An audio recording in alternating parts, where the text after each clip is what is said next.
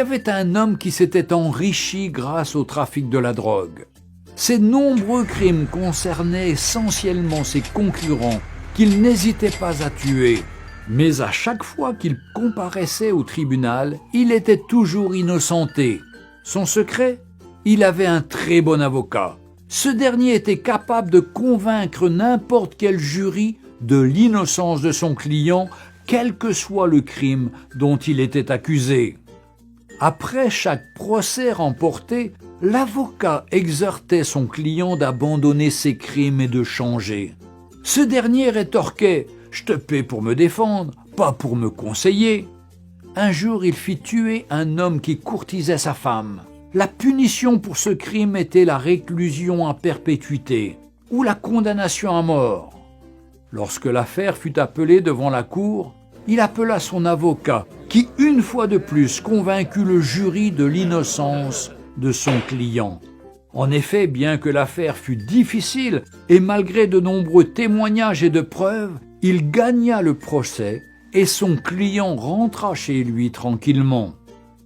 Comme d'habitude, l'avocat conseilla le client « Cher ami, il se peut qu'un jour je ne sois pas là. Pour toi, change ton attitude.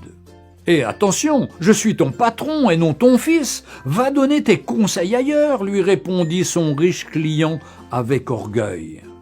Un jour, il récidiva en tuant un pasteur qui militait contre le trafic des drogues.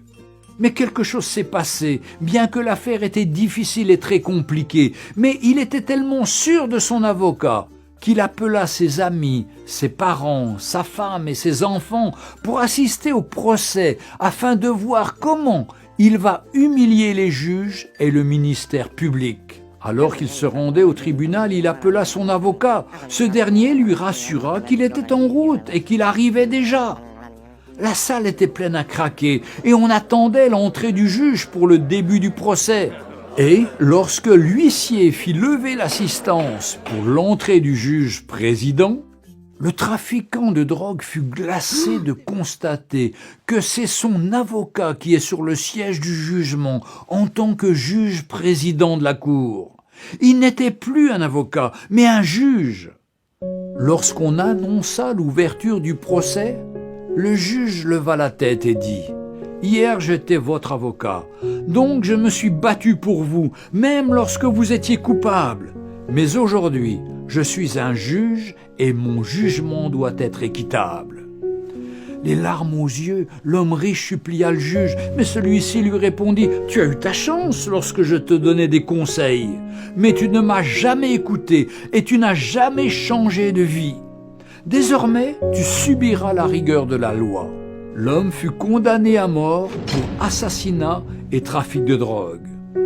Chers amis, toi qui pratiques le péché, le mensonge, l'hypocrisie, la fornication, les meurtres, l'animosité, les querelles, l'occultisme, l'alcoolisme, etc., etc., aujourd'hui, Jésus-Christ est ton avocat auprès du Père. Il te conseille de changer, de te repentir, de te convertir avant qu'il ne soit trop tard et que tu rejettes sa voix. Mais un jour, il reviendra comme un juge et rendra à chacun selon ses œuvres. Il te dira « Hier j'étais ton sauveur, mais maintenant je suis ton juge. » Aujourd'hui, Jésus-Christ est notre avocat et rédempteur, mais le jour viendra où il jugera chacun équitablement. Jésus-Christ revient bientôt.